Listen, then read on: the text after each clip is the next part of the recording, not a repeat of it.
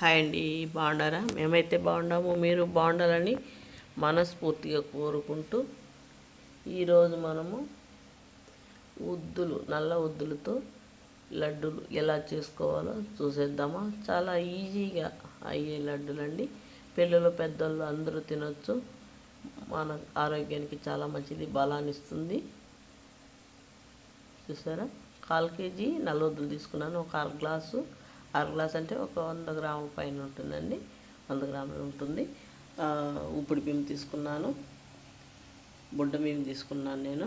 చూసారా, బాగా అది అలా సన్నసగ మీద ఇలా వేసుకుంటే బొరుగుల్లాగా వచ్చేస్తుందండి. అలా బొరుగుల్లాగా అయినప్పుడు కొంచెం గోల్డ్ రంగులో తిరిగింది కదా, గోల్డ్ రంగు వచ్చింది కదా బియ్యము, ఆ టైంలో తీసేయాలి. అది బాగా చల్లారాక బ్లెండర్లో పొడి కొట్టించుకుందాము. చూసారా, ఈ విధంగా నున్నగా కొట్టించుకోవాలి. అయితే ఒకటి అండి, నేను యాలకులు చూపించలేదు. యాలకుల గింజలంతా తీసి అందులో వేసుకున్నాను నేను, వాసన బాగుంటుంది కదా అనేసి.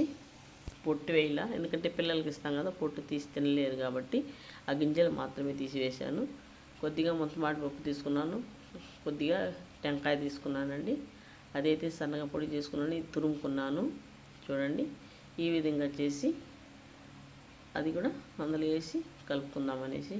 ఇది చూసారా, 1 కప్పు బెల్లం పొడి తీసుకున్నాను, సరిపడా తీసుకోండి. నేను 1 కప్పు బెల్లం పొడి అయితే నేను తీసుకున్నాను. కొద్దిగా నెయ్యి అయితే పెనంలో వేసుకున్నాను. నెయ్యి వేసేసి మనం కొట్టించుకున్న పొడిని బెల్లము కలిపి కాసేపు అలా సన్న సెగ మీద వేయించాను.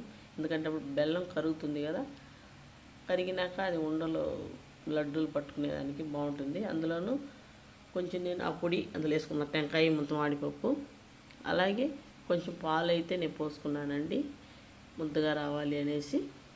మీరు కావాలంటే నెయ్యి ఎక్కువ వేసుకోవచ్చు. నేను కొద్దిగా నెయ్యి వేసినాను, పాలు కొద్దిగా వేసి అలా వేసుకునేసినాను. ఉండలకి రెడీ అయిపోయింది కదా, ఇంక పట్టేసుకుందామా. పట్టేసుకొని తినే మీరు ట్రై చేస్తారు కదా, తప్పకుండా పిల్లలు పెద్దలు అందరూ తినొచ్చండి. అందరికీ బలానికి మంచిది ఇది. ట్రై చేస్తారా? ట్రై చేసి ఎలా ఉంటుందో కామెంట్లో నాకు పెట్టండి.